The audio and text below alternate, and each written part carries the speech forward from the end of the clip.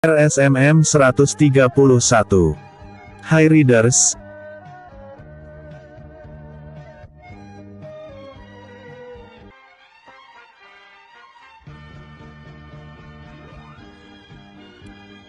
Di dalam mobil Valen sengaja menyuruh Revan yang menyetir sedangkan Mr. Wong duduk di sebelah Revan, sedangkan dirinya duduk bersama Anindya dan kedua anaknya.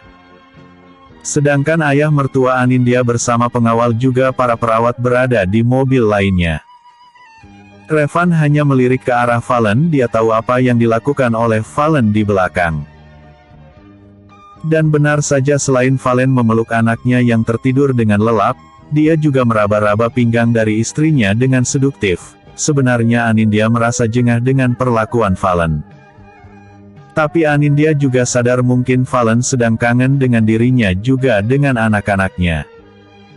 Perjalanan yang menegangkan yang sudah dilalui oleh mereka berdua memang membutuhkan rasa syukur yang besar. Tidak mudah melewati pelarian yang dramatis seperti apa yang sudah dialami oleh Anindya. Juga rasa ketakutan akan kehilangan keluarga beserta istri tercintanya itu membuat Valen merasa bersyukur bahwa Anindya, anak-anaknya dan juga ayahnya baik-baik saja. Bagaimana dengan rencana kita selanjutnya? Ingat lawan kita ini sangat kuat. Kalau sampai bala bantuan dari pasukan bayaran itu datang lagi berarti kita mesti waspada 2 kali lipat. Karena yang diturunkan oleh pasukan Hunter Death itu akan semakin berbahaya. Kata Mr. Wong sambil melekatkan fokusnya ke arah depan saja. Dia juga laki-laki dewasa yang memiliki hubungan dengan wanita jadi dia mengerti bahwa Valen di belakang sedang menuntaskan rindunya walau bukan dengan hal yang vulgar. Tapi melihat sepasang suami istri itu sayang-sayangan tentu akan membuat darahnya juga mendidih ingin didinginkan juga. Dia mengingatkan dirinya untuk memilih wanita mana yang akan melepaskan penatnya hari ini. Nanti saja kita bahas tentang itu. Kita juga membutuhkan koordinasi dari pengawal yang lain dan juga Erik. Kata Revan dengan nada tegas, tentu saja dia tidak ingin Anindya mendengar tentang rencana-rencana yang akan mereka lakukan. Bukannya tidak percaya dan berpikir bahwa Anindya akan membocorkan rahasia itu, akan tetapi lebih ke arah karakter Anindya yang pemaaf akan memaksa hanya untuk merayu Valen agar tidak melakukan hal-hal yang ekstrim. Padahal khusus untuk masalah ini mereka tidak bisa bersantai-santai saja, mereka harus menumpaskan sampai ke akar-akarnya. Baik Paman Bill, Alicia maupun Hunter Death adalah sesuatu yang tidak bisa dianggap enteng dan tidak bisa dimaafkan begitu saja. Kalau perlu malah harus ditumpaskan sampai ke akar-akarnya, yang berarti itu kode untuk membunuh mereka. Apakah Erik sudah sadar pasca pemukulan itu? Tanya Valen tanpa sadar bahwa sebenarnya Anindya belum tahu secara detail tentang pemukulan kepada ada Erik yang dilakukan oleh anak buah Alicia juga Paman Bill. Ada apa? Kenapa dengan Erik? Tanya Anindya kepada Valen dengan nada yang lirihnya tapi sekalipun lirih, baik Revan maupun Mr. Wong dapat mendengar kata-kata dari Anindya itu. Nanti akan aku jelaskan saat kita sudah sampai ke tempat yang lebih aman. Kupikir saat ini kamu lebih baik beristirahat dulu. Sama seperti kedua anakmu yang sudah tidur duluan. Letakkan saja Liam di baby bouncer-nya. Dan taruh aja kepalamu di sini supaya kamu juga bisa tidur. Pasti kamu tadi belum beristirahat melihat banyaknya makanan yang sudah kamu siapkan untuk mereka, para pengawal dan perawat-perawat Liam dan Lios. Kata Valen sambil mengarahkan kepala Anindya istrinya itu untuk bersandar di bahunya. Valen melihat gurat kelelahan di wajah istrinya, ia tahu pasti, istrinya belum bisa beristirahat kalau masih kepikiran. Tanpa banyak membantah karena memang sudah sangat lelah, Anindya menuruti saja apa yang menjadi keinginan suaminya itu. Dia lantas membaringkan dirinya, mencari posisi yang nyaman, setelah meletakkan Liam di baby bouncer di samping dirinya dan tidak lupa mengancingkan ikatan di baby bouncer supaya Liam tidak akan terjatuh walaupun adanya benturan ataupun gerakan yang mendadak. Tak berapa lama kemudian Anindya sudah mengarungi alam mimpi. Mungkin karena efek kelelahan Anindya pun terdengar mendengkur halus. Ini membuat Valen merasa sedikit bersalah karena sudah membuat istrinya itu harus berlarian di tengah hutan yang gelap untuk memimpin sebuah pasukan pengawal milik mereka dan mengarahkan mereka supaya mereka semua bisa selamat. Valen pun kagum dengan keberanian seseorang Anindya yang walaupun belum berpengalaman dalam bidang seperti itu tapi dia berani mengambil resiko dan menguatkan hati untuk bisa menyelamatkan seluruh keluarga dan pengawal-pengawalnya. Tanpa sadar tangan Valen pun mengelus pipi mulus istrinya supaya istrinya lebih nyenyak dalam tidur. Apa yang dilakukan oleh Valen ini tertangkap oleh Revan karena dia melirik ke arah spion tengah. Dia hanya bisa tersenyum simpul melihat Valen yang biasanya dingin terlihat hangat saat bersama dengan Anindya. "Apakah istrimu sudah tidur dengan lelap?" tanya Mr. Wong yang melirik ke arah belakang dan melihat pemandangan menenteramkan saat Anindya tertidur dengan lelap. "Sudah. Mungkin karena dia sangat lelah karena semenjak pelariannya sampai dengan detik ini dia belum beristirahat. Bahkan tadi di apartemen pun dia sibuk memasak untuk para perawat dan pengawal yang bekerja. Bahkan dialah juga yang mengarahkan para pengawal untuk membagi shift-nya masing-masing supaya saat shift pertama tidur, shift yang kedua bisa berjaga-jaga dengan baik," kata Valen sambil terus mengelus rambut juga kening istrinya supaya istrinya bisa lebih lelap tertidur. "Kamu benar-benar beruntung, mendapatkan istri yang cantik dan hebat itu layaknya sebuah permata," kata Merwong dengan nada iri. "Itu benar. Dia sudah bersamaku dalam suka dan duka, jadi memang layaknya permata, dia permata yang terbaik dan termahal," kata Valen dengan nada memuja. Ia bahkan mencium rambut dan kening istrinya yang masih tertidur dengan lelap. Mungkin Anin merasa nyaman saat berada di pelukan suaminya, berbeda saat tadi dia berada di dalam pelarian. Sampainya mereka di rumah milik Mr. Wong, mereka dibuat takjub dengan bentuk rumah yang sangat elegan seperti istana. Bentuknya sangat menjorok ke dalam sehingga area depan itu dibuat taman dan juga hutan kecil tempat binatang-binatang liar ditaruh di sana. Revan bahkan melihat ada harimau dan juga singa yang dibiarkan bebas di taman dekat hutan mini itu. "Kamu memelihara singa dan juga harimau. Kamu tidak takut kalau seandainya singa dan juga harimau itu lepas dan menyerang kamu?" tanya Revan dengan nada heran. Tapi Merwong hanya tersenyum seraya menjawab, "Singa dan harimau itu aku pelihara sejak mereka masih bayi. Jadi binatang itu tahu bahwa akulah tuannya.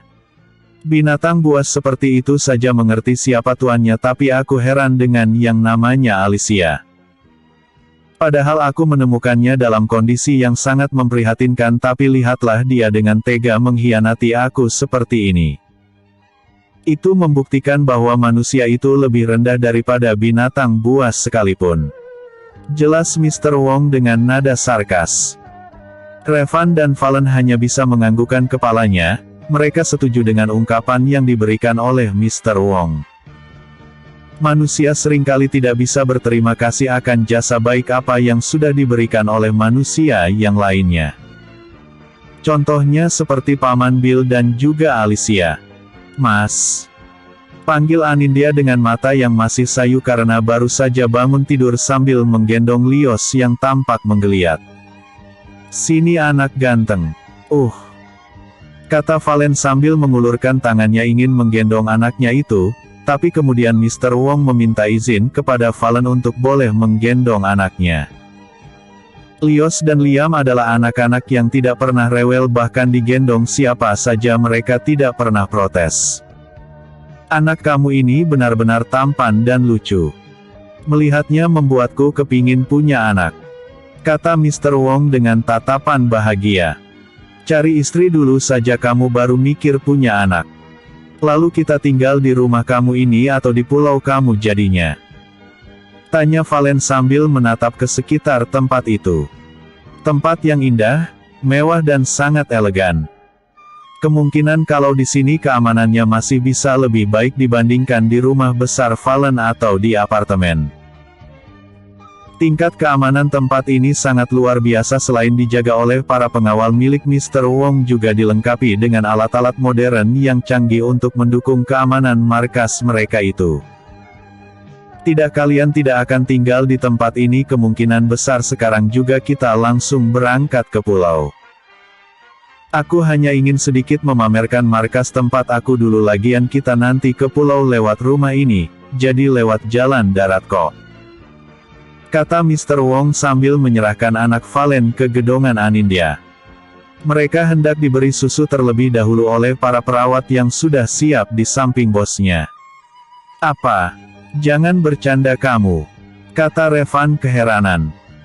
Beneran, aku tidak bohong, aku memang memiliki sebuah jalan rahasia yang akan membawa aku dari tempat ini ke pulau seberang. Memang daerah tempat tinggal Mr. Wong ini dekat sekali dengan pantai. Tapi bagaimana logikanya mereka bisa memiliki jalan untuk ke pulau terdekat? Memang mafia seperti mereka itu pasti memiliki berbagai macam cara untuk lepas dari jeratan orang-orang yang hendak menyerangnya. Mereka harus memiliki banyak jalan supaya mereka bisa melarikan diri ketika dikepung oleh musuh. Mungkin saja ini adalah salah satu cara Mr. Wong aku untuk bisa melarikan diri dari kejaran polisi atau musuh-musuh mereka. Wow, luar biasa sekali. Decak kagum dari Revan membuat Merwong senang. Merwong senang sekali bisa memamerkan kecanggihan dan juga kemewahan yang dia miliki. Fallen sudah bisa memperkirakan bahwa mereka mungkin membangun sesuatu yang berada di bawah tanah sehingga mereka bisa mencapai ke pulau itu dengan jalan darat tapi tidak diketahui oleh orang lain. Ayo, sebentar kita akan ke sana. Aku harap kalian bisa menghormati kepercayaanku dan bisa menjaganya karena jalan ini memang benar-benar dibuat hanya untuk anggotaku saja, selain orang-orangku tidak ada satupun yang bisa masuk ke dalam sana. Ini khusus untuk kalian yang sudah aku anggap sebagai saudara. Jadi kalian bisa masuk ke dalam situ itu secara bebas. Kata Merwong yang dianggukin oleh Revan dan Fallen, sedang Anin hanya bisa menatap takjub rumah dan taman itu. Sayangnya anaknya masih kecil, jadi mereka belum tahu tempat. Kita makan dulu di taman belakang, kemudian kita langsung masuk ke lorong rahasia. Pulau itu tidak ada penghuni dan juga pengunjungnya. Mungkin agak sedikit membosankan di sana. Tapi jangan khawatir, semua perlengkapan di sana sangat komplit dan modern. Besok setiap pagi, aku akan mengirimkan suplai bahan pokok dan juga makanan untuk kalian sehari-hari. Kata Merwong sambil mengajak mereka ke taman besar di bagian belakang rumah, di mana di situ ada kanopi besar tembus cahaya sehingga kalau musim hujan pun mereka tidak akan kehujanan. Di bawah kanopi besar itu ada sebuah kolam renang dan sebuah jacuzzi kecil di sampingnya. Lalu di sebelahnya ada sebuah bar kecil dan tempat makan yang cukup besar, sehingga mereka bisa makan sambil menatap keindahan kolam renang dan taman yang berpadu indah. Wow, Anda benar-benar menikmati hidup, kata Revan sambil berdecak kagum. Secara pribadi, aku tidak pernah menikmati tempat ini. Paling kalau pas pamer-pamer sama orang lain saja, aku bisa melihat dan menikmati tempat ini. Katanya sedikit sendu. Bagaimanapun mahalnya suatu tempat tanpa adanya sahabat atau keluarga yang dimiliki tentu akan sangat hampa rasanya. Begitu pula yang dirasakan oleh Mr. Wong. Dia merasa kesepian tanpa adanya orang yang dekat dan juga keluarga yang dimiliki olehnya. Saat itu Fallen merasa sedikit beruntung karena dirinya memiliki Anindya dan juga anak-anaknya, karena memang benar tanpa adanya keluarga rasanya pasti akan. Setelah menikmati sajian makanan yang disiapkan oleh Mr. Wong, langsung saja mereka mempersiapkan diri untuk melakukan perjalanan lewat lorong rahasia yang katanya cukup lumayan jauh. Untuk bisa mencapai ke sana lewat jalan darat membutuhkan waktu sekitar 45 menit berjalan kaki. Tidak ada transport lainnya selain berjalan kaki. Bahkan yang lebih mengejutkan adalah mereka semua digiring masuk ke dalam rumah besar yang dimiliki oleh Mr. Wong. Lalu mereka semua masuk ke dalam sebuah kamar yang cukup besar di sana dan ketika Mr. Wong menekan sebuah panel di dinding tiba-tiba lantai di bawah mereka itu sedikit bergerak ke samping sehingga membuat lubang yang hanya bisa dimasuki oleh 5 orang sekaligus. Mereka semua yang melihat hal itu sangat terkejut dan takjub. Ternyata lorong rahasia itu justru ada di dalam rumah besar milik Mr. Wong. Lorong itu memang cukup besar sehingga ventilasinya pun kelihatannya terjaga sehingga orang yang masuk ke dalam situ tidak mungkin pingsan gara-gara kehabisan oksigen. Setelah cukup terkejut dengan lorong rahasia yang dimaksud akhirnya mereka semua satu persatu masuk ke dalam lorong itu. Khusus untuk ayah mertua Anindya dia memakai kursi roda yang didorong oleh perawat laki-laki yang memang disiapkan untuk Tuan Willy. Sedangkan anak-anak di bawah memakai kereta bayi dan didorong oleh perawat mereka. Menurut Fallen, perjalanan yang memakan waktu 45 menit itu cukup jauh, jadi dia memerintahkan agar ayahnya memakai kursi roda saja sehingga tidak terlalu lelah. Mereka menyusuri sebuah lorong yang gelap di dalamnya hanya ada penerangan dari lampu-lampu kecil berwarna kuning, agak sedikit menyeramkan. Anin jadi berpikir kayak jadi pelarian perang gitu. Dia sedikit bergidik melihat suasana yang ada. Ia yakin perawat yang merawat anaknya juga merasakan atmosfer yang sama. Suaminya yang melihat Anin sedikit merinding langsung mendekati istrinya serta merangkul bahunya. Anin sedikit takut juga melihat suasana yang ada.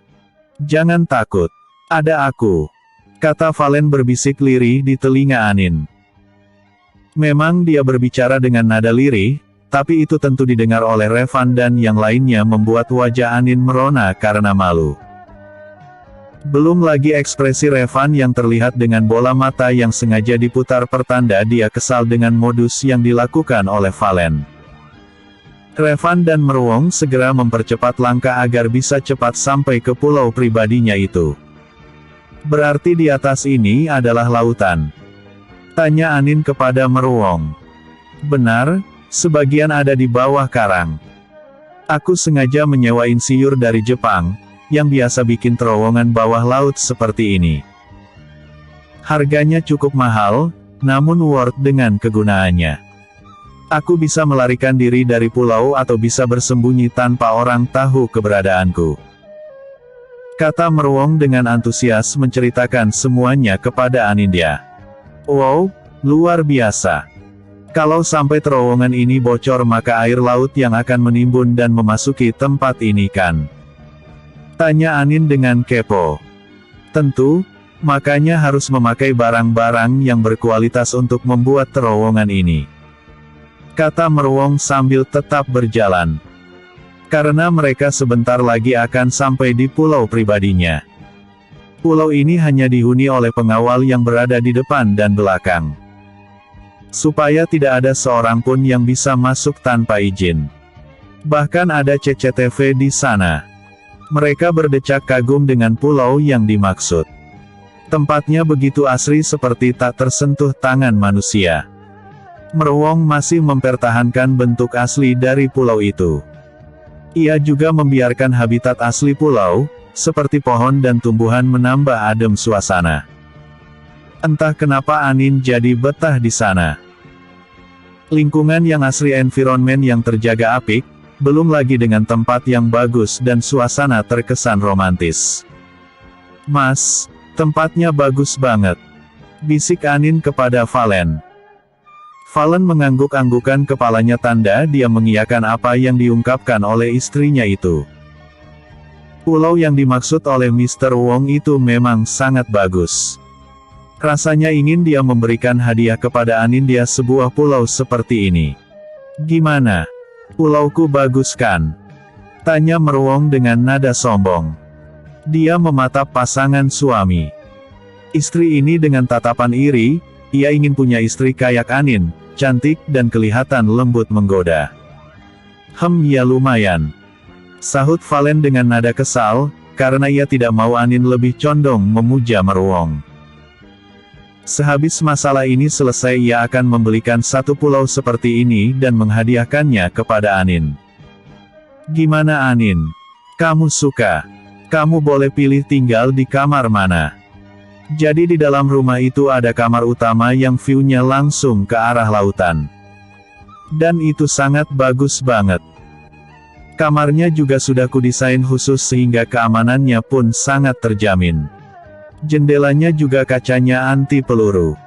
Kamu pasti akan suka, katanya sambil menatap Anin penuh harap. Dia lupa kalau Valen masih di sana, menatap dengan kesal. Kalau kamu mau kasih kamar utama buat Anin berarti itu kamu juga berikan kamar itu buat aku. Bahkan aku akan bisa bikin adiknya Liam dan Lios di sana.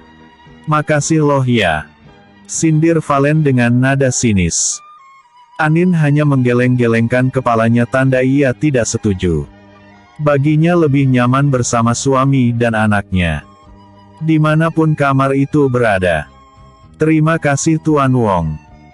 Tapi saya lebih memilih untuk bersama dengan suami dan anak saya. Sebenarnya di kamar manapun kami berada yang terpenting ada kehangatan sebuah keluarga. Sahut Anin kalem. Meruwong mengajak mereka masuk ke dalam rumah agar bisa langsung memilih kamar yang diinginkan. Kalau para pengawal, ditaruh bersama-sama dengan pengawal milik Meruwong. Dan letak mesnya berada di luar rumah besar tapi letaknya masih berdekatan dengan rumah utama. Kalau perawat-perawat emang tinggal di dalam rumah besar bersama para tuan mereka. Karena mau tidak mau perawat harus dekat dengan tuan yang mereka layani. Sehabis ini kita menaruh barang-barang dan sebagian bisa beristirahat terlebih dahulu. Kita mesti waspada dengan segala kemungkinan. Jadi sebagian istirahat, sebagian bisa berjaga dulu. Lalu bergantian. Aku tahu sudah ada penjaga dan alat-alat fanggih tapi kita mesti berjaga-jagakan. Kata Anin kepada yang lainnya. Gak usah, yakinlah di sini Nona akan bisa tidur dengan nyaman dan aman. Karena selain penjaga manusia juga ada penembak laser yang memindai pergerakan dan juga panas tubuh. Jadi sebaiknya kalian jangan berkeliaran sendiri tanpa komando, kalau tidak ingin tertembak mengenaskan oleh laser. Peringat Meruwong dengan nada bangga. Ya kalau begitu yang lain bisa langsung istirahat, kita akan membuat rencana untuk menangkap Bill dan Alicia. Kata Revan yang masih geram. Ayah mau ikut untuk merancangkan trik itu. Karena ayah ada rancangan bagua. Kalian mesti ikutin rencana ayah. Kata ayah Willy dengan nada mantap. Oh ya sekaligus mau mengingatkan, di sini semua sambungan ponsel tidak akan dapat digunakan. Karena di sini ada pengacak sinyal. Jadi satu-satunya sambungan telepon kabel hanya di kepala pengawalku. Nanti ia bisa menyampaikan pada dunia luar, atau orang luar hanya bisa menghubungi kepala pengawal agar bisa terhubung dengan salah satu dari kalian. Kata Meruwong menjelaskan. TBC. Episode sebelumnya. RSMM 132. Episode berikutnya. RSMM 134.